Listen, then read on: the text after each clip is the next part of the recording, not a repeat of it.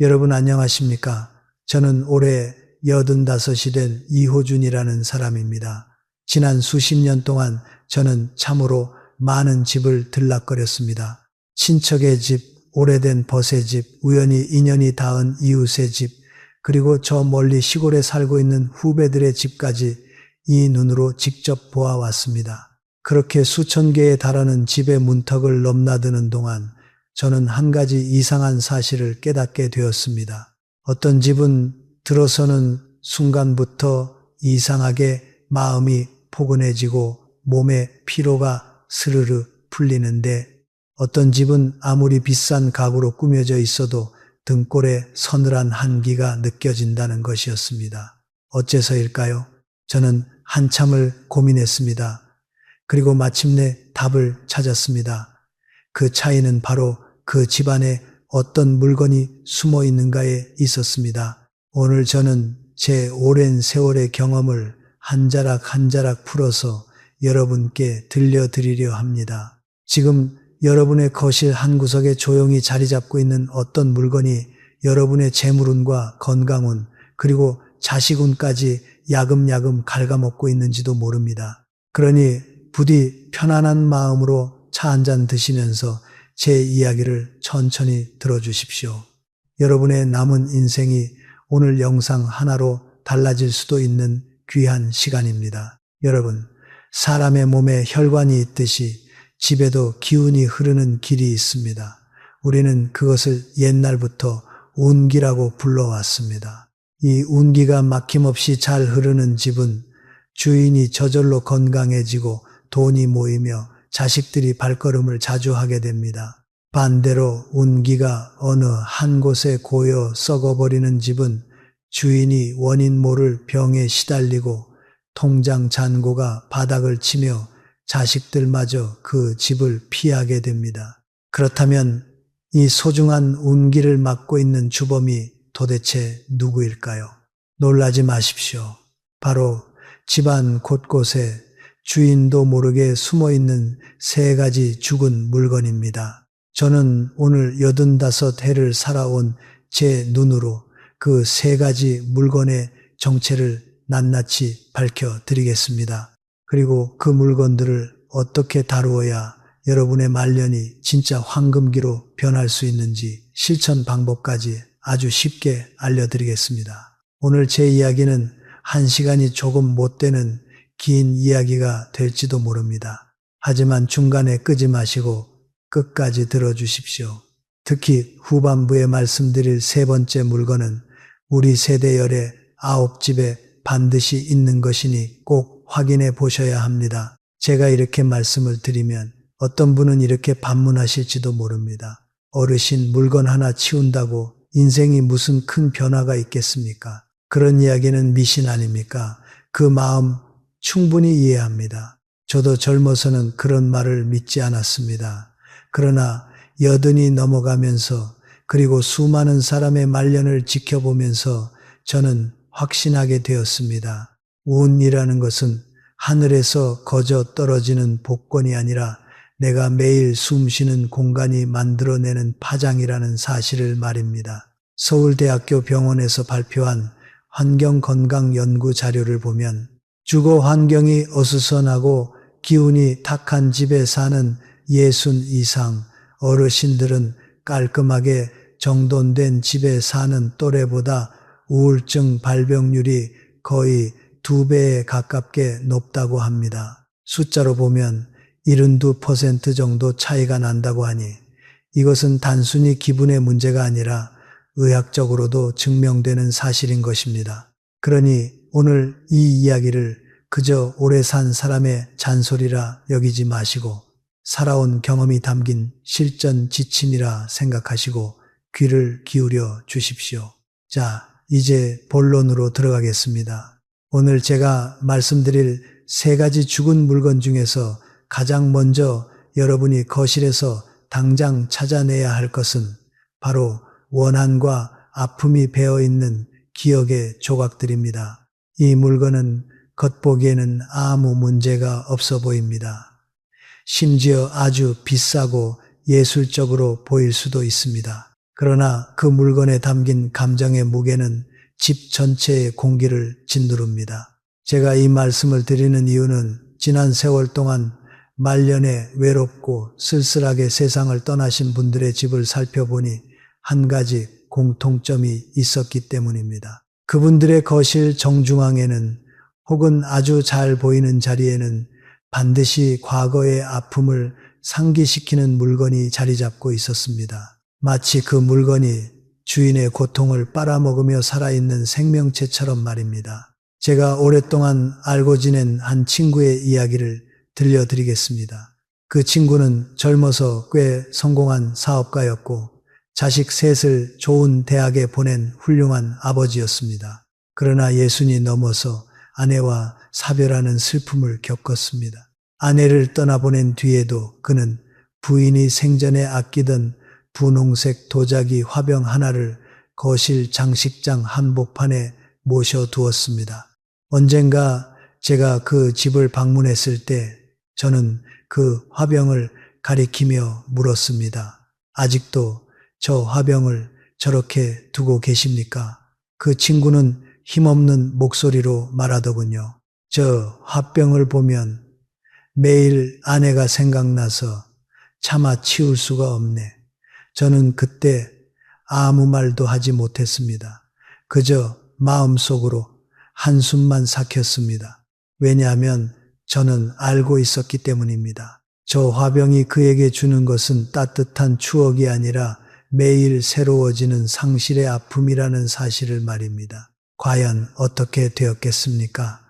그 친구는 점점 말수가 줄어들고 식욕을 잃었습니다. 자식들이 찾아오면 밝은 얼굴을 보이려 애썼지만 자식들이 돌아가고 문이 닫히는 순간 거실 화병 앞에 앉아 혼자 눈물을 훔치곤 했다고 합니다. 그런 세월이 3년 넘게 이어졌습니다. 결국 그 친구는 가벼운 감기로 시작해 폐렴으로 번진 병을 이기지 못하고 73의 나이에 세상을 떠났습니다. 저는 그분의 장례를 치르고 집을 정리할 때 그 분홍 화병을 제 손으로 조심스럽게 포장해 납골당 근처 공원에 묻어드렸습니다. 그 화병이 나빴던 것이 아닙니다. 다만 살아있는 사람의 공간에 죽은 사람의 그리움을 매일같이 재생시키는 장치로 작동했기 때문에 문제가 된 것입니다. 여러분 아주 잘 들어주십시오. 추억은 마음속에 간직하는 것이지 눈앞에 매일같이 세워두고 울어야 하는 전시물이 아닙니다. 이와 같은 물건은 또 있습니다. 가장 위험한 것이 바로 헤어진 사람이나 관계가 틀어진 사람에게서 받은 선물입니다. 이를테면 예전에 사업 동업자였다가 배신하고 떠난 사람이 남긴 값비싼 조각상 혹은 사이가 나빠진 형제에게서 받았던 대형 거울 아니면 마음이 멀어진 며느리가 시집올 때 해온 살림살이 같은 것들입니다. 이런 물건은 비싸다는 이유 하나만으로 거실 중앙을 차지하고 있는 경우가 많습니다. 그러나 주인이 그 물건을 바라볼 때마다 마음속에서는 저절로 불쾌한 기억이 떠오릅니다. 저 사람이 나를 배신했지. 저 물건 때문에 내가 얼마나 속이 상했던가 하는 생각이 자꾸 끌어오릅니다. 바로 이 반복적인 부정적 감정이 집안의 공기를 탁하게 만드는 것입니다. 연세대 세브란스 병원의 심리학 연구팀이 60 이상 어르신 747명을 2년간 추적 조사한 결과를 보면 주거 공간 안에서 부정적 감정을 반복적으로 떠올리게 만드는 물건이 3개 이상 있는 어르신은 그렇지 않은 어르신에 비해 심혈관계 질환 발병률이 38% 높다는 결과가 나왔습니다. 놀라운 숫자입니다. 왜 이런 일이 일어날까요? 그 원리는 의외로 간단합니다. 우리 몸은 눈으로 본 것을 단순히 시각 정보로만 처리하지 않습니다. 시각 정보는 곧바로 뇌의 감정을 담당하는 부분을 자극하고 그 자극은 다시 몸에 스트레스 호르몬을 분비시킵니다. 즉 어르신이 거실을 지나다니며 그 물건을 마주칠 때마다 몸속에서는 미세한 스트레스 반응이 일어나는 것입니다. 이것이 하루에 10번, 한 달에 300번, 1년이면 3000번이 넘습니다. 그 작은 스트레스 반응들이 쌓이고 쌓여서 결국 혈압을 높이고 잠을 방해하고 면역력을 떨어뜨립니다. 그러니 병이 안 나는 것이 오히려 이상한 일이죠. 여러분, 제가 단지 풍순이 기운이니 하는 옛날 말씀만 드리는 것이 아닙니다. 이것은 현대의학이 이미 여러 해 전부터 증명해온 엄연한 사실입니다. 그렇다면 어떻게 해야 할까요? 답은 간단합니다. 버리십시오. 아까워하지 마시고 버리십시오. 어떤 분은 이렇게 말씀하실 겁니다. 아이고 어르신, 저게 얼마짜린데요. 저걸 어떻게 버립니까? 그 마음 저도 압니다. 하지만 여러분 한번 계산해 보십시오. 그 물건의 가격이 아무리 비싸도 500만 원입니까? 1000만 원입니까? 지금 그 물건 때문에 여러분이 잃고 있는 건강과 평화의 값어치는 얼마입니까? 병원 한번 입원하는 비용이 웬만한 고가의 장식품 가격을 훌쩍 넘어섭니다. 그리고 무엇보다 여러분의 남은 인생의 평온함은 그 어떤 물건보다 비싼 것 아닙니까? 그러니 부디 물건값에 휘둘리지 마시고 여러분 자신의 값어치를 먼저 생각하십시오. 버리는 방법도 그냥 쓰레기 봉투에 아무렇게나 던져 넣으시면 안 됩니다. 우리 세대가 알고 있는 예의 바른 방법이 따로 있습니다. 먼저 그 물건 앞에 조용히 앉으십시오. 그리고 마음속으로 이렇게 말씀하십시오. 그동안 고마웠다. 이제 너와 나의 인연은 여기서 끝이다. 나는 너를 원망하지 않고 너도 나를 원망하지 마라. 우리는 서로의 길을 간다. 이렇게 마음으로 작별을 고하신 뒤에 깨끗한 천이나 한지로 그 물건을 정성스럽게 감싸십시오. 그리고 분리수거함에 버리시거나 재활용센터에 기부하십시오. 이 짧은 의식 하나가 여러분의 마음을 놀랍도록 가볍게 만들어 드립니다. 물건에도 예의가 있어야 하고 이별에도 격식이 있어야 합니다. 이것이 바로 우리 한국인이 오랫동안 지켜온 아름다운 전통이 아니겠습니까? 그 다음 여러분이 거실에서 점검해 보셔야 할 것이 하나 더 있습니다. 그것은 바로 벽에 걸린 사진들입니다. 많은 어르신들이 돌아가신 부모님이나 배우자의 사진을 거실 벽 한 면 가득 걸어두십니다. 부모님을 그리워하는 효심과 배우자를 추억하는 사랑은 참으로 귀한 마음입니다. 그러나 여러분 한 번만 냉정하게 생각해 보십시오. 산 사람이 머무는 거실이 마치 작은 영정실처럼 꾸며져 있다면 그 공간의 주인은 누구입니까? 산자입니까? 죽은 자입니까? 사진 속의 고인들께서도 결코 원치 않으실 것입니다. 자신들 때문에 살아있는 자식이나 배우자가 매일 슬픔에 젖어 지내는 것을 보고 싶어 하실 부모는 세상에 없습니다. 그러니 고인의 사진은 거실에 2장을 넘기지 마십시오. 가장 웃는 모습이 잘 나온 사진 1장 혹은 부부가 함께 찍은 사진 1장이면 충분합니다. 나머지는 예쁜 앨범에 정리해서 서랍에 고이 넣어 두십시오. 그리움이 솟아날 때마다 꺼내보시면 오히려 더 애틋한 감정이 되살아납니다. 매일같이 눈에 두는 그리움은 아픔이 되지만 가끔씩 꺼내보는 그리움은 위로가 됩니다. 이 차이는 작아 보이지만 여러분의 말년을 결정짓는 아주 큰 차이가 됩니다. 명심하십시오. 거실은 살아있는 사람의 공간입니다. 지금 이 순간 숨쉬고 웃고 차를 마시는 여러분의 무대입니다. 그 무대 위에 죽은 사람의 그림자가 너무 길게 드리워져서는 안 됩니다. 그리고 한 가지 더 말씀드리고 싶은 것이 있습니다. 부부싸움이나 자식과의 갈등이 있었던 자리에 놓여있는 물건들도 조심해야 합니다. 이를테면 남편과 크게 다툰 날 밤에 구석에 처박아 두었던 꽃병이나 딸과 말다툼 끝에 던졌던 그릇 같은 것들 말입니다. 그 물건을 볼 때마다 마음이 묘하게 불편해지신다면 그것은 여러분의 무의식이 이미 그 사건을 기억하고 있다는 뜻입니다. 그런 물건은 씻어낸다고 해서 그 기운까지 씻겨나가지 않습니다. 차라리 새 것으로 바꾸시는 편이 낫습니다. 집은 과거의 기록실이 아니라 오늘을 사는 사람의 쉼터여야 합니다. 낡은 감정이 배어있는 물건을 바꾸는 것은 새 출발을 선언하는 의식과도 같습니다. 그러니 주저하지 마시고 오늘 당장 실천해 보십시오. 자, 이제 두 번째 죽은 물건으로 넘어가겠습니다.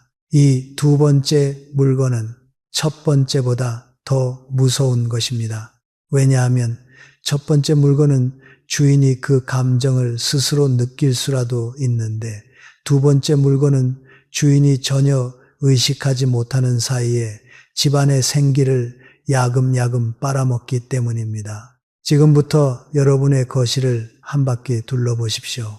혹시 이런 것이 눈에 띄지 않으십니까? 사계절 시들지 않는 형형색색의 조화꽃, 몇 년 전 자식이 선물해준 마른 꽃다발, 벽에 걸린 동물뼈나 가죽 장식, 유리 상자 안에 박제된 새나 거북이 등껍질 같은 것들 말입니다. 이 모든 것들이 지금 제가 말씀드리는 두 번째 죽은 물건, 바로 거짓된 생명과 죽음의 박제들입니다. 제가 기억하는 한 분이 있습니다.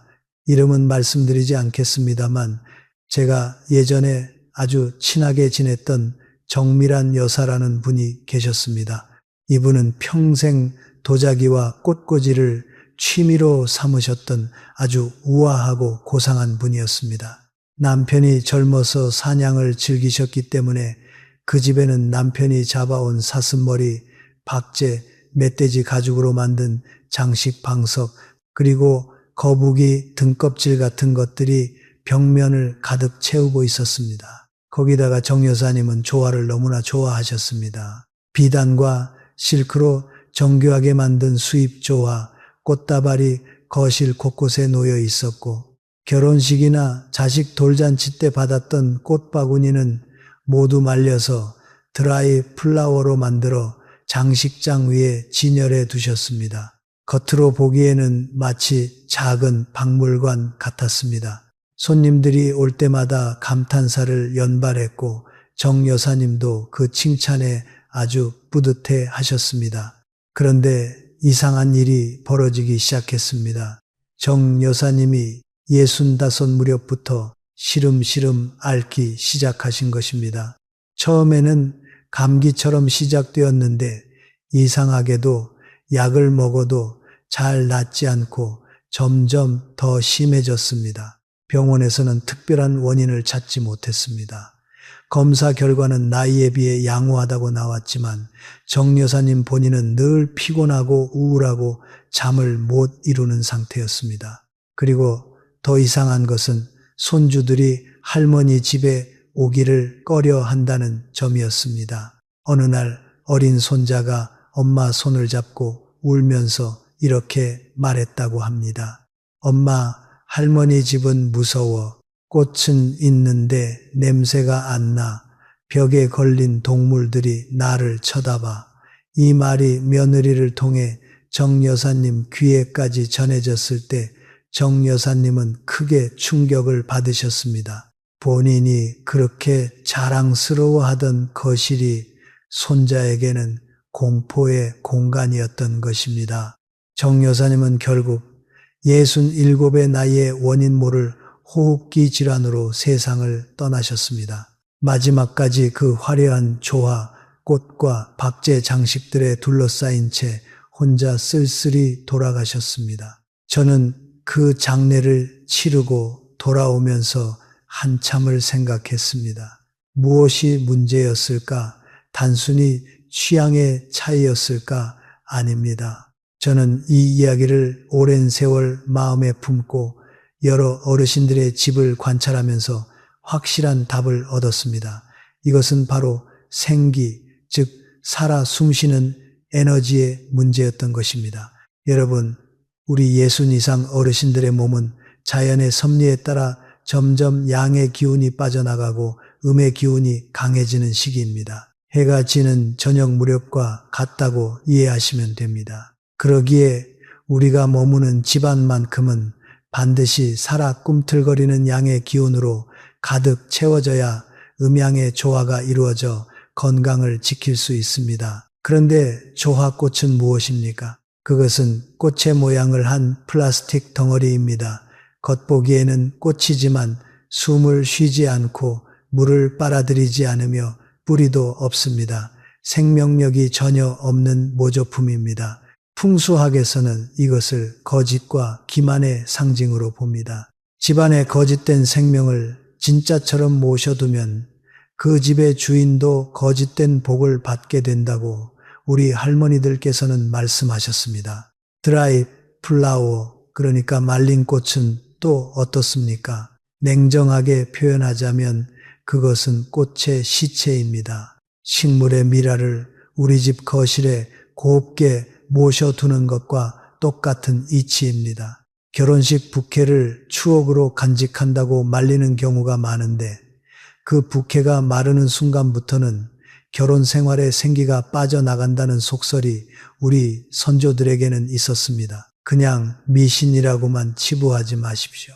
미신이라 불리는 옛말 속에는 대체로 수백 년 세월 동안 누적된 관찰의 지혜가 녹아 있습니다. 그리고 가장 심각한 것이 바로 동물의 박제나 가죽, 뼈로 만든 장식품입니다. 사슴머리를 벽에 거는 것, 호랑이 가죽을 바닥에 깔아두는 것, 악어 이빨로 만든 목걸이를 장식함에 넣어두는 것, 모두가 죽은 짐승의 기운을 집안에 초대하는 행위와 다름없습니다. 고려대학교 병원 정신건강의학과에서 진행한 주거 환경과 정서 상태에 관한 연구 결과를 보면 집안에 동물의 사체로 만든 장식품이 있는 경우 거주자의 우울감 지수가 평균 47%가량 높게 나타났다고 합니다. 특히 65 이상 어르신들의 경우 그 영향이 더 크다고 하는데 그 이유는 어르신들의 감수성이 젊은 사람들보다 훨씬 민감하기 때문입니다. 젊을 때는 감정이 둔해서 주변 환경의 영향을 덜 받지만 나이가 들수록 공간이 주는 에너지의 차이를 더 민감하게 감지하게 됩니다. 여러분이 거실에 이런 죽은 물건들을 두는 것은 우주를 향해 이렇게 신호를 보내는 것과 같습니다. 나는 이제 더 이상 새로운 생명력을 원하지 않는다. 나는 변화가 싫고 현재 상태가 그대로 박제된 채 유지되기를 바란다. 나는 거짓된 아름다움에 만족하며 살겠다. 우주가 이런 신호를 받으면 어떻게 응답하겠습니까? 이 집에는 새로운 생기를 보내지 말자. 여기는 이미 죽어가는 공간이니 그대로 두자. 이렇게 판단해버립니다. 그러면 그 집 주인에게 들어오던 복과 건강의 흐름이 서서히 끊기기 시작합니다. 그 현상이 몸으로 드러나는 것이 바로 이유 없는 피로, 원인 모를 우울감, 약으로도 낫지 않는 만성 질환들입니다. 특히 조심해야 할 것이 있습니다. 바로 먼지가 뽀얗게 앉은 조화, 꽃과 오래된 드라이 플라워입니다. 이것은 최악 중에 최악입니다. 그 먼지는 단순한 더러움이 아닙니다. 그 먼지는 흐르지 않고 정체된 시간이자 집안에 서서히 쌓여가는 음습한 살기입니다. 먼지를 털어내면 된다고 생각하실지 모르지만 아무리 먼지를 털어도 그 물건 자체가 죽어 있기 때문에 계속해서 먼지가 달라붙습니다. 흐르지 않는 물이 썩듯이 생명이 없는 물건에는 반드시 먼지와 음기가 쌓입니다. 그리고 그 먼지는 여러분이 숨 쉬는 공기를 오염시키고 여러분의 호흡기를 공격합니다. 60 넘은 어르신들이 만성기관지염이나 천식으로 고생하시는 이유 중 상당수가 바로 이 먼지 쌓인 죽은 장식물 때문입니다. 의사들은 이것을 실내 미세먼지 문제라고 부르지만 우리 선조들은 이것을 집안의 탁기라고 불렀습니다. 표현은 다르지만 결국 같은 이야기입니다. 그렇다면 어떻게 해야 할까요? 간단합니다. 모두 치우십시오. 비싼 돈을 주고 산 수입 초화라도, 자식이 선물한 값비싼 꽃바구니라도, 벽에 걸어둔 사슴머리 박제라도 모두 내보내십시오. 자식이 준 건데 어떻게 버리냐고 하시겠지요. 그 마음 압니다. 하지만 자식이 정말로 원하는 것이 무엇이겠습니까? 자식이 부모에게 선물한 진짜 의도는 그 물건 자체가 아니라 부모의 건강과 행복입니다. 만약 그 선물 때문에 부모가 건강을 잃는다면 그것을 알게 된 자식의 마음은 어떻겠습니까? 오히려 자식은 더 괴로워할 것입니다. 그러니 자식에게 이렇게 말씀하십시오. 너희가 준 꽃 정말 예뻤고 엄마가 정말 좋아했다. 이제 엄마가 살아있는 꽃을 좋아하게 되어서 바꾸려고 한다. 이렇게 말씀하시면 자식도 오히려 기뻐할 것입니다. 자, 그럼 그 빈자리에 무엇을 두면 좋을까요? 답은 아주 간단합니다. 살아있는 식물을 두십시오. 작아도 좋습니다. 화려하지 않아도 좋습니다. 손바닥만한 작은 화분 하나, 유리병에 꽂은 들꽃 몇 송이, 베란다에서 키운 대파 한 뿌리, 콩나물 시루라도 좋습니다. 중요한 것은 그것이 물을 마시고 숨을 쉬는 진짜 생명이어야 한다는 것입니다. 제가 가장 추천드리는 것은 우리 어르신들이 쉽게 키울 수 있는 공기정화 식물들입니다. 산세베리아, 스킨답서스, 고무나무, 행운목 같은 것들인데 이런 식물들은 특별히 돌보지 않아도 죽지 않고 잘 자랍니다. 가격도 웬만한 조화보다 훨씬 저렴합니다. 동네 꽃집에 가시면 3,000원에서 10,000원 사이로 좋은 화분을 얻으실 수 있습니다. 어떤 분은 이렇게 말씀하실 겁니다. 어르신, 저는 손재주가 없어서 키우는 식물마다 다 죽어버려요.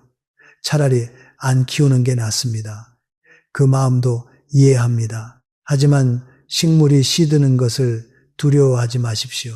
피고 지는 것이야말로 살아있다는 증거입니다. 식물이 시들면 그 식물을 탓할 것이 아니라 고맙다고 인사하고 깨끗하게 땅에 돌려주면 됩니다. 그리고 새 식물을 들이시면 됩니다. 이 작은 순환 자체가 바로 여러분 집안의 생기를 불어넣는 의식이 됩니다. 시들지 않는 가짜 꽃에 둘러싸여 외롭게 시들어가는 것보다 시들었다 다시 피어나는 진짜 식물과 함께 숨쉬는 편이 훨씬 건강한 삶입니다. 식물을 키우는 것은 의학적으로도 아주 큰 효과가 있습니다. 삼성 서울병원의 노인의학연구팀이 65 이상 어르신 500명을 6개월간 관찰한 연구 결과를 보면 집에 살아있는 식물을 3개 이상 두고 매일 물을 주며 돌보는 어르신들은 그렇지 않은 어르신들에 비해 인지기능 저하 속도가 34% 느리다는 결과가 나왔습니다. 치매 예방에 식물 키우기가 이렇게 좋다는 것은 이미 전 세계적으로 여러 연구를 통해 증명된 사실입니다. 또한 미국 하버드대학교 의과대학의 공중보건연구에 따르면 실내 식물이 방 하나당 2개 이상 있는 집은 그렇지 않은 집에 비해 거주자의 우울증 발병률이 29% 낮다고 합니다. 그리고 식물을 키우시면 하루의 일과가 생깁니다. 아침에 일어나서 물을 주고 낮에 햇빛이 잘 드는지 확인하고 저녁에 잎을 닦아주는 이 작은 행위들이 어르신의 마음에 살아있다는 감각을 계속 불어넣어 줍니다. 이것은 돈으로도 살 수 없는 귀한 보약입니다. 손주가 놀러 왔을 때도 함께 물을 주고 새순이 돋는 것을 관찰하며 시간을 보낼 수 있습니다. 할머니, 이 잎이 어제보다 커졌어요. 할아버지, 여기에 작은 벌레가 있어요. 하면서 손주와의 대화거리가 저절로 생겨납니다. 이것이 죽은 박제와 조화를 두었을 때와 얼마나 다른 풍경입니까? 손주가 무서워하며 오지 않는 집과 손주가 와서 함께 식물을 돌보는 집의 차이가 바로 여기에 있습니다. 한 가지 덧붙이자면 수족관이나 어항도 아주 훌륭한 살아있는 장식입니다. 꼭 크고 화려한 수족관일 필요는 없습니다. 작은 유리어항에 금붕어 2마리 정도면 충분합니다. 물고기는 동양에서 오래전부터 재물운을 상징하는 생명체로 여겨져 왔습니다. 특히 붉은색과 금색 물고기는 돈을 끌어들이는 기운이 강하다고 합니다. 물이 잔잔히 흐르고 물고기가 꼬리를 흔드는 그 움직임이 집안에 정체된 기운을 순환시키는 역할을 합니다. 조건이 허락하신다면 한번 시도해 보십시오. 다만 물고기를 키우실 때는 반드시 먹이를 꾸준히 주시고 물을 정기적으로 갈아 주셔야 합니다. 죽어서 물 위에 떠 있는 물고기는 오히려 조와 꽃보다 더 강한 음기를 뿜어냅니다. 그러니 키우기가 귀찮으시다면 식물 쪽이 훨씬 실용적입니다. 자, 정리해 보겠습니다. 2번째 죽은 물건, 바로 조화와 드라이 플라워와 동물 박제들은 겉모습이 아무리 화려해도 집안의 생기를 빨아먹는 기생충과 같습니다. 오늘 영상을 다 들으시고 나면 반드시 집안을 한 바퀴 돌아보시고 이런 것이 있거든 미련 없이 내보내십시오. 그리고 그 빈자리에 살아있는 작은 식물 하나를 들이십시오. 그 순간부터 여러분의 집안에는 새로운 공기가 흐르기 시작할 것입니다. 믿어 주십시오. 이것은 제가 85해를 살면서 직접 2눈으로 확인한 진리입니다. 여러분, 여기까지 말씀드리고 잠시 숨을 한번 고르겠습니다. 지금까지 2가지 죽은 물건에 대해 말씀드렸는데 이야기가 조금 무거우셨지요. 잠깐 정리하고 가겠습니다. 첫 번째는 원한과 아픔의 기억이 배어있는 물건들이었습니다. 눈에 보이는 물건 자체는 문제가 아니지만 그 안에 담긴 감정의 무게가 집안 공기를 짓누른다고 말씀드렸습니다. 2번째는 거짓된 생명과 죽음의 박제들이었습니다. 조화꽃, 마른 꽃, 동물 박제 같은 것들이 집안의 양기를 빨아들이고 탁기를 불러들인다고 말씀드렸습니다. 이 2가지만 잘 정리하셔도 여러분의 집은 이미 훨씬 밝고 가벼워질 것입니다. 그런데 본격적으로 3번째 죽은 물건으로 넘어가기 전에 우리 한국 어르신들께 특별히 말씀드리고 싶은 이야기가 하나 있습니다. 왜 우리는 이렇게 물건을 버리지 못할까요? 왜 쓸모가 다한 줄 알면서도 차마 손을 놓지 못할까요? 그 이유를 제가 곰곰이 생각해 보았습니다. 여기에는 우리 한국인만의 아주 특별한 마음이 얽혀 있습니다. 첫 번째는 바로 정입니다. 우리 민족만큼 물건에 정을 담는 민족도 드뭅니다. 밥그릇 하나에도 정이 들고 장롱 하나에도 사연이 깃듭니다. 이것은 참으로 아름다운 우리의 정서입니다. 그러나 이 정이 지나치면 집착이 됩니다. 집착은 흐름을 막습니다. 2번째는 체면입니다. 시집 올 때 어머니가 해주신 이불을 버리면 죄송스러워서, 자식이 효도 선물로 사준 가전을 버리면 면목이 없어서, 이런 체면 때문에 낡은 물건을 버리지 못하는 분들이 정말 많습니다. 3번째는 근검절약의 습관입니다. 어려운 시절을 건너오신 우리 세대에게 물건을 버리는 일은 죄를 짓는 것처럼 느껴질 수 있습니다. 여러분, 이 3가지 마음을 저도 너무나 잘 압니다. 그러니 제가 여러분께 물건을 버리라고 말씀드릴 때 그것이 얼마나 어려운 일인지 모르고 하는 말이 아닙니다. 그러나 명심하십시오. 우리 세대가 지켜야 할 진짜 중요한 가치는 물건이 아니라 사람입니다.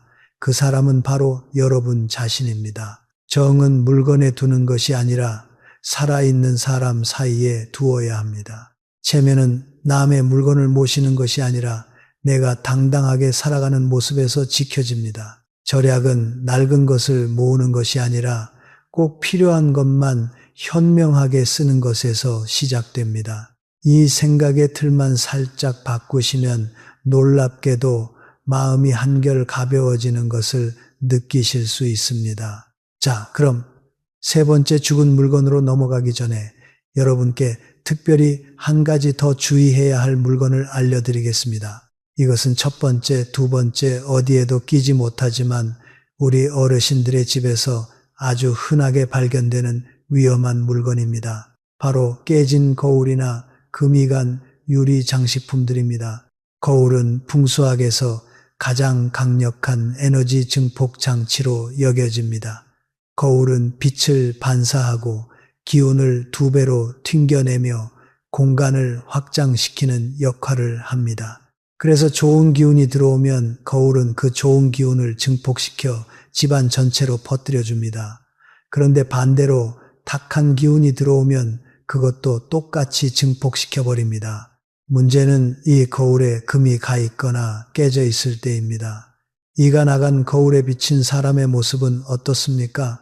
얼굴이 갈라져 보이고 몸이 두 동강으로 끊어져 보이기도 합니다. 이 깨진 상이 매일 여러분의 무의식에 각인됩니다. 서울대학교 병원 정신건강의학과에서 진행한 시각 자극과 자아인식에 관한 연구를 보면 일그러진 자신의 모습을 반복적으로 보는 사람은 자존감 저하와 우울증 위험이 42% 높게 나타난다고 합니다.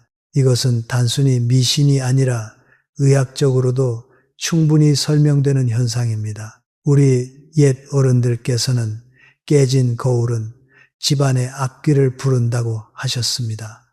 물론 오늘날 우리는 악귀의 존재를 과학적으로 증명할 수는 없습니다. 그러나 우리 몸과 마음이 반응하는 파장이라는 것은 분명히 존재합니다. 그러니 만약 여러분의 집 현관이나 거실, 침실에 금이 간 거울이 있다면 오늘 당장 새 것으로 바꾸시거나 아예 떼어버리십시오. 새 거울을 사시기 어렵다면 차라리 없는 것이 낫습니다. 깨진 거울을 두시느니 빈 벽으로 두시는 편이 훨씬 안전합니다. 한 가지 더 말씀드리자면 거울이 침대 맞은편에 놓여 있는 것도 좋지 않습니다. 잠자는 동안 우리 몸에서 빠져나온 기운이 거울에 반사되어 다시 몸으로 돌아오기 때문에 숙면을 방해한다고 합니다. 이것도 풍수학에서 오래전부터 지적되어 온 문제입니다. 요즘에는 원룸이나 작은 집에 사시는 어르신들이 많은데 침대에서 잠든 모습이 거울에 보이는 구조라면 그 거울에 천을 덮어두시거나 위치를 조금만 옮겨보십시오. 놀랍게도 잠의 질이 달라지는 것을 느끼실 수 있습니다. 유리 장식품도 마찬가지입니다. 크리스탈 샹들리에, 유리 꽃병, 유리 화분 받침, 유리 재떨이 같은 것들 중에서 금이가 있거나 이가 나간 것이 있으면 모두 정리하십시오. 유리는 투명한 기운을 상징합니다. 깨지지 않고 깨끗한 유리는 집안에 맑은 기운을 퍼뜨리지만 금이 간 유리는 집안의 재물운에 균열을 일으킵니다. 이것도 오래된 지혜에서 나온 이야기입니다. 제가 알고 지내는 또 다른 어르신의 사례를 하나 더 들려드리겠습니다. 인천에 사시는 한 분이 있는데 이분은 68이 되면서부터 자식들과 관계가 점점 멀어져 가는 것을 느끼셨다고 합니다. 명절에도 자식들이 오지 않고 손주들 얼굴 본 지도 1년이 넘어가고 전화 한 통 걸려오지 않는 상황이 되어서야 이분은 심각성을 느끼셨습니다. 저를 찾아와 하소연하시길래 제가 한번 그 집에 가보았습니다. 거실에 들어서는 순간 저는 바로 문제를 발견했습니다. 거실 정면 벽에 걸린 커다란 가족사진 액자의 유리가 한쪽 구석에 금이 가 있었던 것입니다. 제가 여쭈어보니 2년 전쯤 이사할 때 생긴 금이라고 하셨습니다. 그동안 새 액자로 바꾸자니 돈이 아깝고 떼자니 자식들 보기 민망해서 그냥 두셨다고 합니다. 저는 단호하게 말씀드렸습니다. 오늘 당장 저 액자를 떼십시오. 새 액자를 사시거나 사진만 꺼내서 앨범에 넣으십시오. 이분은 제 말을 듣고 바로 실천하셨습니다. 그리고 놀랍게도 한 달 뒤에 큰딸이 오랜만에 전화를 걸어왔다고 합니다. 엄마 잘 계세요. 이번 주말에 애들 데리고 놀러 갈게요. 이 한마디가 얼마나 감동이셨는지 모릅니다. 그 뒤로 가족 관계가 서서히 회복되었습니다. 물론 이것이 액자 하나 때문이라고 단정할 수는 없습니다. 그러나 분명한 것은 금이 간 가족사진 액자를 매일 바라보며 어르신의 마음이 얼마나 황폐해져 있었겠습니까? 그 황폐한 마음에서 나오는 말 한마디, 표정 하나가 자식들과의 거리를 멀어지게 만들었을 수 있습니다. 공간이 바뀌면 마음이 바뀌고 마음이 바뀌면 말과 행동이 바뀝니다. 그리고 그 변화는 반드시 주변 사람들에게 전해집니다. 여러분도 이 이야기를 들으시고 집안의 거울과 유리 제품을 한번 점검해 보시기 바랍니다. 특히 가족 사진 액자는 아주 중요합니다. 가족 사진은 그 자체로 강력한 에너지를 지닌 물건입니다. 그 액자의 상태가 곧 가족 관계의 상태를 반영한다고 해도 과언이 아닙니다. 액자가 깨끗하고 반짝이면 가족의 기운도 맑아지고 액자가 먼지 쌓이고 흐릿하면 가족의 인연도 흐려집니다. 그러니 오늘부터는 가족 사진 액자를 매일 한 번씩 부드러운 천으로 닦아주십시오. 그 작은 행위 하나가 여러분의 가족 관계에 놀라운 변화를 가져올 수 있습니다. 또 한 가지 놓치지 말아야 할 것이 있습니다.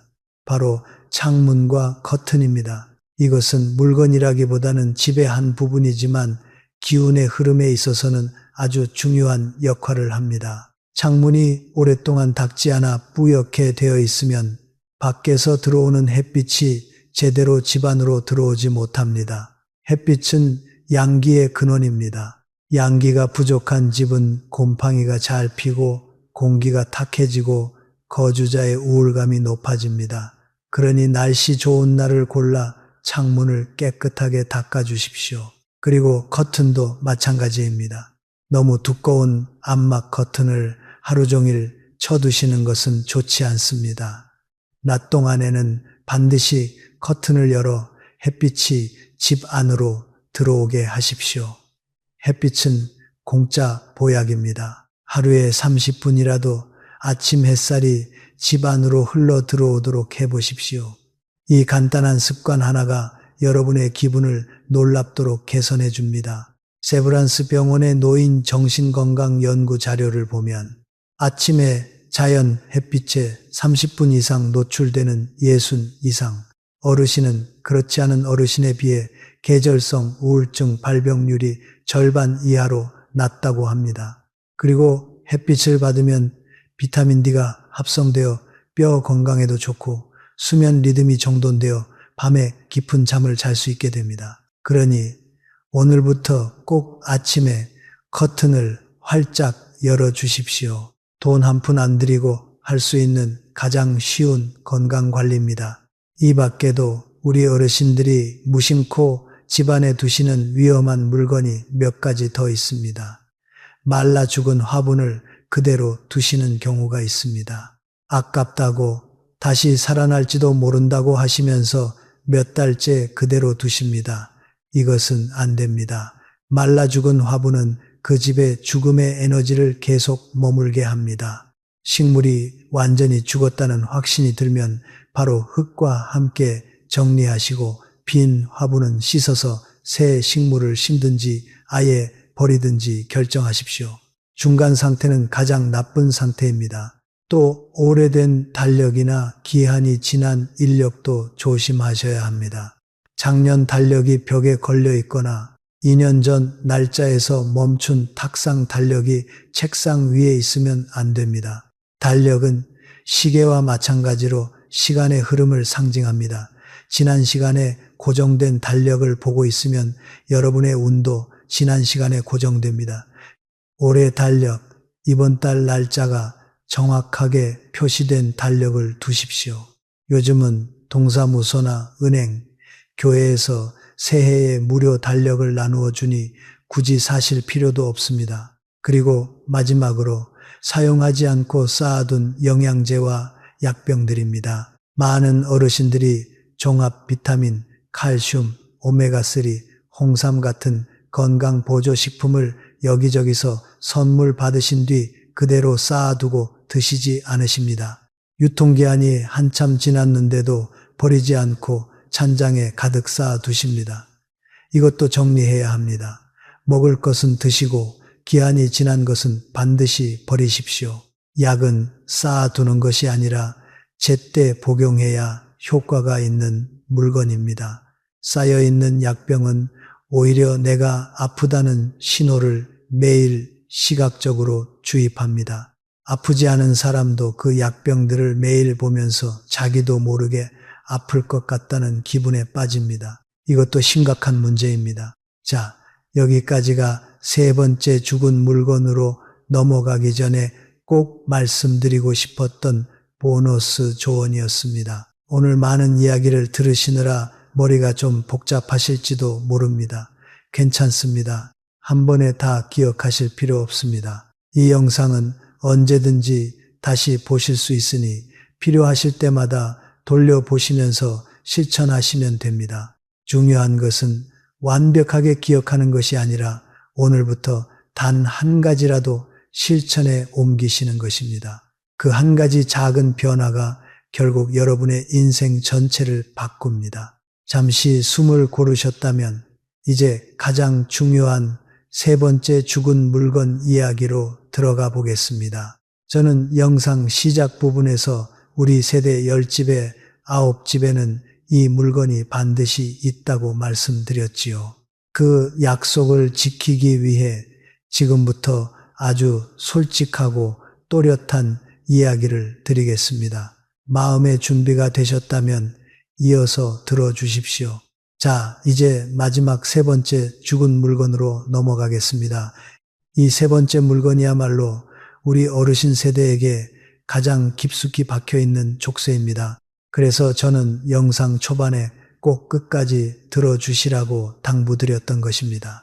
지금부터 말씀드릴 이 물건은 우리 세대 10집 가운데 9집에 반드시 있습니다. 장담합니다. 그것은 바로 고장나고 깨졌음에도 아까워서 차마 버리지 못한 낡은 물건들입니다. 우리 세대는 정말로 가난하고 배고픈 시절을 건너왔습니다. 전쟁이 끝난 뒤 허허벌판에서 밥 한 그릇을 구하기 어려웠던 시절, 옷 한 벌을 기워 입고 또 기워 입으며 아끼던 그 마음이 우리 몸에 깊이 새겨져 있습니다. 그러니 물건 귀한 줄 아시고 고쳐 쓰고 아껴 쓰는 것이 우리 세대의 가장 큰 미덕이었습니다. 그런데 여러분, 이 아끼는 마음이 어느 순간부터 독이 되어 오히려 우리의 남은 복을 갉아먹고 있다는 사실을 아셔야 합니다. 젊어서는 미덕이었던 절약이 늙어서는 집착이 되고 집착은 결국 우리 운의 흐름을 막는 댐이 되어버립니다. 제가 아주 오랫동안 알고 지낸 조병철이라는 친구의 이야기를 들려드리겠습니다. 이 친구는 경상북도 구미에서 평생을 살아온 아주 부지런하고 똑똑한 사람이었습니다. 올해 69이 된 조형은 젊어서 작은 전자 부품 회사를 운영했고 그때는 사업 수완이 좋아서 동네에서 꽤 알아주는 부자였습니다. 그런데 어찌된 일인지 50줄에 들어서면서부터 하는 일마다 꼬이고 모아둔 재산이 마치 모래 알갱이가 손가락 사이로 빠져나가듯 사라지기 시작했습니다. 결국 60대 초반에는 빚더미에 앉아 건강까지 잃고 말았습니다. 제가 걱정이 되어 작년 봄에 구미에 있는 조형의 집을 방문했을 때 저는 현관문을 열고 들어서는 순간 그 원인을 직감할 수 있었습니다. 그 집의 거실과 베란다는 그야말로 고물상을 방불케 했습니다. 한쪽 구석에는 좋기 10년은 넘어 보이는 고장난 안마 의자가 빨래 거치대로 변한 채 방치되어 있었고 벽에 걸린 오래된 괴종시계는 4시 44분에 멈춘 채 먼지를 뒤집어 쓰고 있었습니다. 주방 찬장을 열어보니 테두리가 이가 나간 밥그릇이 10여 개 넘게 쌓여 있었고 그 옆에는 몇 년 전에 고장났다는 전기밥솥이 언젠가 고치면 쓸 거라며 자리를 차지하고 있었습니다. 제가 조 형에게 조심스럽게 말했습니다. 이복의 병철이 저 시계 좀 고치거나 버리지 그러나 멈춘 시계는 풍수적으로 좋지 않다는데 그러자 조형이 대뜸 화를 내더군요. 이 사람아 저게 얼마짜린데 부속만 구하면 다시 돌아갈 거야. 그리고 저 안마 의자도 가죽은 멀쩡하다고 모터만 갈면 새 것처럼 쓸 수 있어. 저 밥그릇도 이가 조금 나갔을 뿐이지 밥 담아 먹는 데는 아무 문제가 없는데 왜 버리라는 거야. 제가 듣고 있으니 참 답답했습니다. 모터만 갈면 부속만 구하면 아무 문제가 없는데 이 모든 말은 10년째 같은 상태였던 것입니다. 10년 동안 모터도 안 갈고 부속도 안 구하고 그저 언젠가 고치겠지 하며 쌓아두기만 한 고물들이었습니다. 그 뒤로 저는 조형의 집을 더 주의 깊게 살펴보았습니다. 현관에는 밑창이 다 다른 구두가 7켤레나 쌓여 있었고 옷장에는 좀 이먹어 구멍이 난 정장 양복이 몇 벌씩이나 걸려 있었습니다. 책장에는 표지가 다 떨어져 나간 오래된 책들이 먼지에 덮여 있었고 욕실에는 금이 간 유리컵과 손잡이가 부러진 머그잔이 꾸역꾸역 꽂혀 있었습니다. 그 집을 나오면서 저는 조용히 한숨을 쉬었습니다. 이 친구가 왜 재산을 잃고 건강을 잃었는지 이제야 알 것 같았기 때문입니다. 물건이 주인을 밀어내고 집안을 차지한 형국이었습니다. 조형은 자기 집의 주인이 아니었습니다. 그 고장난 잡동사니들의 지킴이로 전락해 있었던 것입니다. 여러분, 이것을 단순히 정리정돈의 문제로 보지 마십시오. 이것은 에너지 흐름의 문제입니다. 풍수학에서 가장 경계하는 것이 바로 죽은 시간과 깨진 그릇입니다. 왜 그럴까요?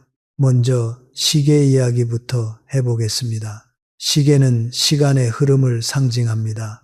시간은 곧 생명의 리듬입니다. 그런데 거실 한복판에 멈춰버린 시계가 걸려있다. 이것은 우주를 향해 이렇게 선언하는 것과 같습니다. 내 인생의 시간은 여기서 멈추었소. 내 발전은 여기서 끝이요. 나는 더 이상 나아가지 않겠소. 우주가 이 신호를 받으면 어떻게 응답하겠습니까? 알았다. 너의 시간은 거기서 멈춘다. 너의 재물 흐름도, 너의 건강의 흐름도, 너의 인연의 흐름도 모두 거기서 끝이다. 이렇게 정확하게 돌려줍니다. 서울 아산병원의 공간건강연구소가 발표한 아주 흥미로운 자료가 있습니다. 집안에 작동하지 않는 시계가 걸려있는 가정과 모든 시계가 정상적으로 작동하는 가정의 거주자들의 스트레스 호르몬 수치를 비교했더니 멈춘 시계가 있는 집의 거주자들이 평균 23% 높은 수치를 보였다고 합니다. 본인은 의식하지 못하지만 우리 뇌는 멈춰있는 시계를 무의식적으로 불안 요소로 인식한다는 것입니다. 그러니 집안에 건전지가 다 된 시계나 고장난 괴종 시계가 있거든 오늘 당장 건전지를 갈아 끼우시거나 아예 떼어버리십시오. 고칠 수 있으면 고치고 고칠 수 없으면 버리는 것이 맞습니다. 중간 상태로 방치하는 것이 가장 나쁩니다. 이가 나간 그릇은 또 어떻습니까? 우리 어른들이 예로부터 깨진 그릇으로 밥을 먹으면 복이 달아난다고 하셨던 데에는 깊은 뜻이 있습니다. 밥그릇은 곧 그 사람의 그릇이요 재물을 담는 용량이며 복을 받는 바탕을 상징합니다. 이가 나간 그릇에 밥을 담아 드시는 것은 스스로 자신의 복을 깎아내는 행위이며 자기 입으로 가난의 기운을 퍼넣는 일과 같습니다. 이것은 스스로에게 너는 이가 나간 그릇에 밥을 먹어도 되는 하찮은 존재다 라고 속삭이는 무의식적인 자기 학대입니다. 명심하십시오. 여러분은 소중한 존재이십니다. 평생 자식들을 키우고 사회를 위해 헌신하신 우리 어르신들은 이가 나간 그릇이 아니라 가장 온전하고 깨끗한 새 그릇에 밥을 담아 드실 자격이 있는 분들입니다. 그러니 오늘 당장 찬장을 열어보십시오. 이 나간 그릇, 금간 접시, 손잡이가 부러진 컵, 뚜껑이 맞지 않는 반찬통 같은 것들을 모두 꺼내 놓으십시오. 그동안 수고 많았다, 고마웠다 이렇게 인사해 주시고 깨끗한 신문지에 싸서 분리수거함에 내놓으십시오. 그리고 그 빈자리에 새 그릇을 들이십시오. 꼭 비쌀 필요 없습니다.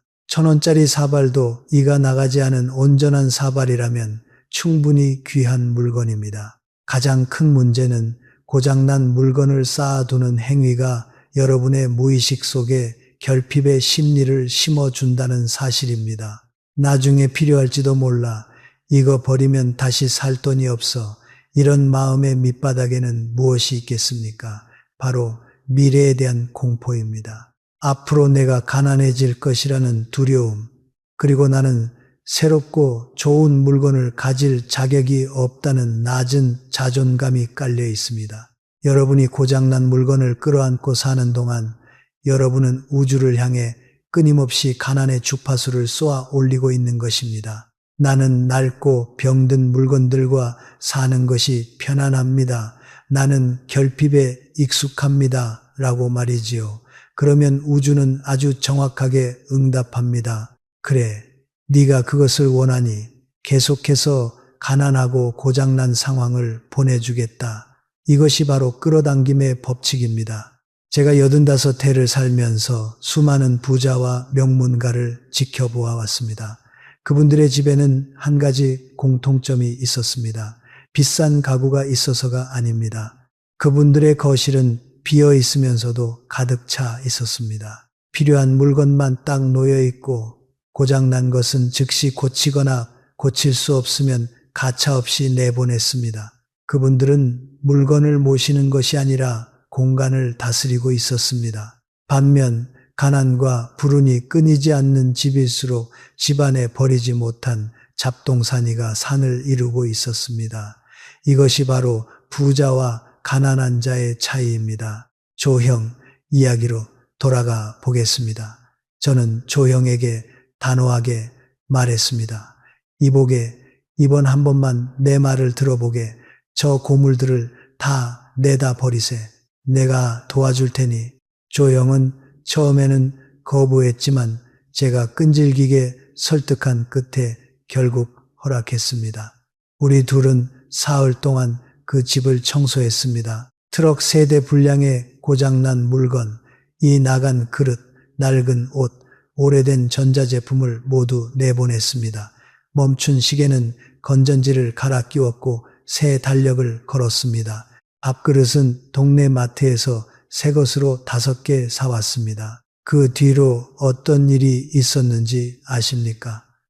정말 놀라운 변화가 시작되었습니다. 먼저 조형이 10년 만에 처음으로 밤에 깊은 잠을 잤다고 했습니다. 그 다음에는 아침마다 입맛이 돌아와서 밥 한 그릇을 남기지 않고 드시게 되었습니다. 그리고 석 달쯤 지나자 조형의 막내 아들이 아버지 집에 놀러 왔다가 달라진 집안 분위기에 감동해서 아버지에게 용돈을 두둑하게 드리고 갔다고 합니다. 반년이 지나자 잃었던 거래처 한 곳에서 작은 일거리가 다시 들어왔고 조형은 조금씩 생활을 회복해 가고 있습니다. 지금은 작년에 만났을 때보다 얼굴빛이 훨씬 맑아지셨고 걸음걸이에도 힘이 생기셨습니다. 여러분, 이것이 단지 우연일까요? 물건을 치웠을 뿐인데 이렇게 인생이 달라질 수가 있을까요? 저는 확신합니다. 이것은 결코 우연이 아닙니다. 물건을 치우는 행위는 단순한 청소가 아닙니다. 그것은 여러분 인생에서 더 이상 필요하지 않은 과거를 떠나보내는 의식이며 새로운 미래를 맞이할 공간을 만드는 준비입니다. 그리고 우주는 이 준비를 알아보고 반드시 응답합니다. 이것을 믿어주십시오. 자, 이제 오늘 저와 함께 살펴본 3가지 죽은 물건을 다시 한번 정리해 드리겠습니다. 첫 번째는 원한과 아픔의 기억이 배어 있는 물건들이었습니다. 고인의 유품, 헤어진 사람의 선물, 부부싸움의 흔적, 그리고 너무 많은 영정 사진 같은 것들입니다. 이런 물건은 매일 여러분의 감정을 아프게 건드리고 그 반복된 자극은 결국 여러분의 건강을 무너뜨립니다. 두 번째는 거짓된 생명과 죽음의 박제들이었습니다. 조화와 드라이 플라워 그리고 동물의 사체로 만든 장식품들입니다. 이런 것들은 집안에 음의 기운을 불러들이고 살아있는 생기를 쫓아냅니다. 그 빈자리에는 반드시 살아있는 식물을 들이셔야 합니다. 세 번째는 고장나고 깨진 채로 버리지 못한 낡은 물건들이었습니다. 멈춘 시계, 이 나간 그릇, 작동하지 않는 전자제품, 삐걱거리는 가구 같은 것들입니다. 이런 물건은 여러분의 무의식에 결핍의 씨앗을 심고 우주를 향해 가난의 주파수를 쏘아 올립니다. 이 세 가지를 오늘 저녁에 바로 실천해 보십시오. 거창하게 시작하지 마십시오. 이 영상을 끝까지 들으신 뒤에 자리에서 천천히 일어나 거실 한 바퀴만 도십시오. 그리고 눈에 띄는 것 딱 세 가지만 찾으십시오. 딱 세 가지입니다. 더도 말고 덜도 말고 세 가지만 오늘 내보내십시오. 내일은 또 세 가지, 모레는 또 세 가지. 이렇게 열흘만 해보시면 여러분의 집은 놀라울 정도로 달라져 있을 것입니다. 그리고 그 변화는 곧바로 여러분의 몸과 마음으로 전해집니다. 한 달이 지나면 여러분 스스로도 깜짝 놀라실 만큼 달라져 있을 것입니다. 자, 이제 오늘 이야기를 마무리하기 전에 우리가 함께 실천할 수 있는 아주 구체적인 계획을 하나 드리고 가겠습니다. 머리로만 이해하시면 아무 소용이 없습니다. 우리 몸이 움직여야 우리 삶이 달라집니다. 그래서 제가 우리 어르신들께 권해드리는 열흘 실천 계획을 소개해 드리겠습니다. 이 계획대로만 하시면 누구나 하실 수 있습니다. 첫째 날에는 거실만 하십시오. 거실 한복판에 서서 천천히 한 바퀴를 돌아보십시오. 그리고 눈에 가장 먼저 들어오는 죽은 물건 세 가지만 찾으십시오. 조화가 눈에 들어오면 조화, 멈춘 시계가 보이면 시계, 먼지 쌓인 박제가 있으면 박제, 그 세 가지만 오늘 치우십시오. 둘째 날은 주방입니다. 찬장을 열어 이 나간 그릇, 뚜껑이 맞지 않는 반찬통, 유통기한 지난 양념통, 고장난 작은 가전제품이 네 가지 중 한두 가지를 정리해 주십시오. 셋째 날은 안방입니다. 옷장 구석에 몇 년째 입지 않는 옷이 반드시 있습니다. 그 중에서 좀 이 먹었거나 색이 바랬거나 단추가 떨어진 것 딱 5벌만 꺼내어 정리하십시오. 넷째 날은 욕실입니다. 오래된 수건, 다 쓴 샴푸통, 유통기한 지난 화장품을 모두 버리십시오. 다섯째 날은 베란다입니다. 많은 어르신들께서 베란다를 창고로 쓰십니다. 언젠가 쓰겠지 하고 쌓아둔 종이 박스, 빈 병, 오래된 신문지 무더기를 모두 내다 버리십시오. 여섯째 날은 현관입니다. 밑창에 달은 신발, 찌그러진 우산, 오래된 자전거용 헬멧 같은 것들을 정리하십시오. 일곱째 날은 서재나 책상 주변입니다. 쓰지 않는 볼펜이 가득한 필통, 표지가 떨어진 책, 오래된 서류 뭉치를 정리하십시오. 여덟째 날은 전자제품입니다. 작동하지 않는 라디오, 리모컨, 휴대전화 충전기 등을 모으시고 고칠 수 있는 것은 수리점에 맡기고 아니면 버리십시오. 아홉째 날은 약품과 건강용품입니다. 유통기한 지난 약병, 반쯤 쓴 연고, 몇 년 된 밴드 등을 모두 정리하십시오. 그리고 마지막 10째 날은 우리 마음속 잡동사니를 정리하는 날입니다. 이날은 청소가 아니라 우리 자신에게 상을 주는 날입니다. 동네 목욕탕에 가셔서 개운하게 몸을 씻으시고 좋아하시는 음식을 드시고 오래 못 본 친구에게 전화를 거십시오. 그리고 우리 자신에게 이렇게 말씀해 주십시오. 열흘 동안 정말 수고 많았다. 우리 자신이 대견하다. 이렇게 사랑스럽게 말입니다. 이 열흘만 해보시면 우리 집과 우리 마음이 놀랍도록 가벼워집니다. 그리고 이 가벼움이 바로 새로운 복을 담을 그릇이 되어줍니다. 우리 한국 속담에 청소하는 집에 복이 온다는 말이 있습니다.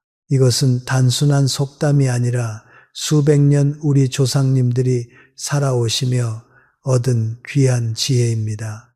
우리가 지금 실천하면 우리 말년이 바뀌고 우리 말년이 바뀌면 우리 자식들의 미래까지 영향을 받습니다. 왜냐하면 우리 어르신들이 밝고 건강하게 살고 계신 모습이야말로 자식들에게 가장 큰 선물이기 때문입니다. 그러니 오늘 밤 주무시기 전에 우리 함께 다짐해 주십시오. 내일 아침에는 꼭 이 계획의 첫째 날을 시작하겠다고 말입니다. 시작이 반이라는 말이 있지 않습니까? 첫째 날만 시작하시면 나머지 9날은 저절로 따라옵니다. 우리가 함께 이 길을 걸어 나가십시다. 저도 여러분과 함께 이 자리에서 응원하겠습니다. 자, 나의 소중한 벗들이여, 오늘 우리가 함께 집안 곳곳을 둘러보며 이야기를 나누어 보았습니다. 마음이 조금 복잡하신 분도 계실 것이고 어딘가 묵직한 것이 가슴에 내려앉으신 분도 계실 것입니다. 혹시 우리가 그동안 끌어안고 살았던 물건들이 우리의 복을 막고 있었다는 사실에 놀라신 분도 계시겠지요. 그러나 부디 자책하지는 마십시오. 우리는 그저 열심히 살았을 뿐이고 정이 많아서 쉽게 버리지 못했을 뿐입니다. 그것은 우리의 잘못이 아니라 우리의 따뜻한 마음이 만들어낸 아름다운 성격의 한 단면이었습니다. 그러나 이제 우리는 알았습니다. 60이 넘고 70이 넘은 이 나이는 결코 인생의 막다른 골목이 아니라 진정한 나를 찾아가는 가장 고요하고 아름다운 시간이라는 것을 말입니다. 그리고 그 아름다움은 더 많이 채우는 것이 아니라 과감하게 비워내는 것에서부터 시작된다는 사실을 말입니다. 우리는 지금까지 너무나 많은 것을 지고 살아왔습니다. 자식 걱정, 손주 걱정, 부모 걱정, 친척 걱정, 이웃 걱정, 이 모든 걱정을 어깨에 짊어지고 우리의 인생을 살아주었습니다. 이제는 조금 내려놓을 시간입니다. 우리도 쉬어야 하고 우리도 가벼워져야 하고 우리도 우리 자신을 돌보아야 합니다. 많은 분들이 이렇게 걱정하십니다. 물건을 다 버리고 텅 빈 방에 홀로 남겨지면 얼마나 외로울까, 그 정적이 얼마나 무서울까 하고 말이지요. 그 정막이 무서워서 텔레비전을 온종일 크게 틀어놓으시고 자식에게 전화를 걸어 별일 없는 안부를 몇 번이나 물으십니다. 그러나 이제 우리는 생각을 바꾸어야 합니다. 외로움과 고독은 엄연히 다른 것입니다. 외로움은 남이 나를 찾아오지 않아 괴로워하는 수동적인 비참함이지만 고독은 내가 스스로 선택한 능동적이고 고귀한 자유입니다. 타인의 시선, 세상의 소음, 자식 걱정, 이 모든 것에서 벗어나 오로지 나라는 우주와 마주하는 시간, 그것이 바로 황혼의 고독입니다. 텅 빈 거실을 두려워하지 마십시오. 그 빈 공간은 적막한 것이 아니라 신성한 침묵으로 가득 차 있는 것입니다. 물건이 사라진 그 자리에 비로소 우리 영혼이 편안히 쉴 수 있는 의자가 놓이는 것입니다. 그러니 이제부터는 혼자 있는 시간을 즐기십시오. 그것을 고독한 비참함이라 부르지 마시고 고독한 황홀함이라 부르십시오. 혼자 차 한 잔을 마시면서 창밖의 나무를 바라보는 그 시간, 혼자 책장을 넘기면서 옛 추억에 잠기는 그 시간, 혼자 베란다에서 햇빛을 받으며 꾸벅꾸벅 조는 그 시간이 바로 인생에서 가장 귀한 시간입니다. 젊어서는 가질 수 없었던 이 한가로움이 바로 우리 세대가 오랜 고생 끝에 얻어낸 귀한 선물입니다. 이 선물을 고마운 마음으로 받으시고 마음껏 누리십시오. 그리고 제가 꼭 당부드리고 싶은 한 가지가 더 있습니다. 부디 혼자 계신다고 해서 자기 자신을 함부로 대하지 마십시오. 많은 어르신들이 이렇게 말씀하십니다. 혼자 밥 먹는데 대충 물 말아 먹지. 나갈 데도 없는데 무릎 나온 바지나 입지. 머리는 안 감아도 되지. 제발 이러지 마십시오. 이것이야말로 스스로 자신의 운명을 바닥으로 내동댕이 치는 가장 위험한 짓입니다. 아무도 보는 사람이 없더라도 우리 자신을 이 세상에서 가장 귀한 손님처럼 대접하십시오. 혼자 드시는 밥상이라도 찬장에서 가장 좋은 그릇을 꺼내어 정갈하게 담으십시오. 아끼던 반찬은 손님 올 때 쓰려고 두지 마시고 오늘 꺼내어 우리 자신을 위해 드십시오. 귀한 손님이 오실 때 쓰려고 아껴두었던 네 찻잔, 오늘 당장 꺼내어 우리 자신을 위해 따뜻한 차를 따르십시오. 이 세상에 우리 자신보다 더 귀한 손님은 없습니다. 우리가 우리를 대접하지 않는데 누가 우리를 대접해 주겠습니까? 집 안에 계실 때도 단정하게 입고 머리를 정돈하십시오. 이것은 남에게 보이기 위함이 아니라 우리 자신의 품격을 지키기 위함입니다. 내가 나를 귀하게 여길 때 집안의 기운도 나를 주인으로 섬기고 따르기 시작합니다. 스스로에 대한 존경심을 가지실 때 비로소 말년의 품격이 완성되고 밖으로 나갔던 복도 제 발로 다시 찾아 들어오는 법입니다. 이제 영상이 끝나면 천천히 자리에서 일어나 거실로 나가 보십시오. 그리고 새로운 눈으로 주변을 한번 둘러보십시오. 지금까지와는 전혀 다른 시선으로 말입니다. 이미 죽어버린 물건, 우리를 슬프게 하는 물건, 고장난 물건들이 보이시거든 용기를 내어 작별을 고하십시오. 그것들을 떠나보내는 것은 결코 상실이 아닙니다. 오히려 그것은 우리의 남은 생을 위한 새로운 공간을 만드는 일이며 맑고 깨끗한 에너지가 들어올 자리를 마련해 드리는 숭고한 의식입니다. 우리의 남은 날들이 쓰레기 더미가 아닌 꽃밭이 되기를 바랍니다. 우리의 마음이 짐짝으로 가득 찬 창고가 아니라 바람이 통하고 햇살이 드는 맑은 정자가 되기를 바랍니다. 우리는 그럴 자격이 충분히 있습니다. 지난 수십 년의 세월을 열심히 건너오신 여러분은 그 어떤 젊은이보다도 존경받아 마땅한 분들이십니다. 이 85된 사람이 보증합니다. 한 가지만 더 부탁드리고 싶습니다. 오늘 이 영상을 보시고 감동을 받으셨다면 부디 혼자만 아시지 마시고 주변의 벗들에게도 알려주십시오. 우리 또래 벗들, 이웃 어르신들, 형제 자매분들 중에 거실에 잡동사니가 가득해서 건강과 복이 막혀 계신 분이 반드시 한두 분은 있으실 것입니다. 그분들께도 이 이야기를 전해 주십시오. 그분들의 말년이 달라지는데 여러분의 한마디가 큰 도움이 될 수 있습니다. 우리가 서로를 돕는 것, 이것이야말로 우리 세대가 지켜온 가장 아름다운 우정이자 의리가 아니겠습니까?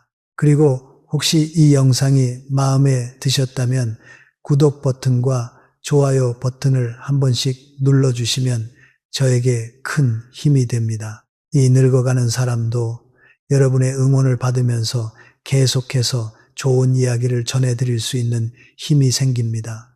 우리가 서로의 등을 두드려주는 관계가 되었으면 좋겠습니다. 자, 이제 편안한 마음으로 오늘 하루를 마무리하시길 바랍니다. 오늘 밤 제 이야기를 들으신 모든 분들의 머리 위에 우주의 따뜻한 보호막이 내려앉기를 기도하겠습니다. 머릿속을 맴돌던 지난날의 후회와 자식에 대한 걱정, 그리고 미래에 대한 두려움을 저 문 밖에 잠시 내놓으시고 오늘 밤만큼은 갓난 아이처럼 평온하게 주무십시오. 비우고 닫고 우리 자신을 사랑합시다. 그러면 반드시 평안이 찾아올 것입니다. 마음이 편안하면 그곳이 바로 극락입니다. 부디 오늘 밤 꿈 없는 깊은 잠 주무시길 바랍니다. 나의 소중한 벗들이여, 오늘 이 긴 이야기를 끝까지 함께 해주셔서 정말로 감사합니다. 저 이호주는 오늘 여러분께 드린 이 한마디 한마디가 여러분의 거실에서 작은 기적을 일으키기를 마음 깊이 기도하겠습니다. 오늘 영상이 단 한 분의 어르신이라도 마음을 움직이게 했다면 제 85해의 경험이 헛되지 않은 것입니다. 그 한 분이 오늘 거실에서 단 하나의 죽은 물건만이라도 내보내시게 된다면 저는 그것으로 너무나 감사하고 행복할 것입니다. 우리는 이미 충분히 오래 살았고 우리는 이미 충분히 열심히 살았습니다. 이제는 우리 자신에게 편안함을 허락해 주어야 할 시간입니다. 물건을 버리는 일은 단순한 청소가 아니라 우리 인생의 새로운 장을 여는 거룩한 의식입니다. 그 의식을 통해 우리 마음에는 평화가 찾아오고 우리 집에는 맑은 기운이 깃들며 우리 가족에게는 따뜻한 웃음이 다시 돌아올 것입니다. 여러분의 건강과 행복을 진심으로 응원하겠습니다. 부디 오래오래 건강하시고 우리 다음에 또 만나요. 고맙습니다.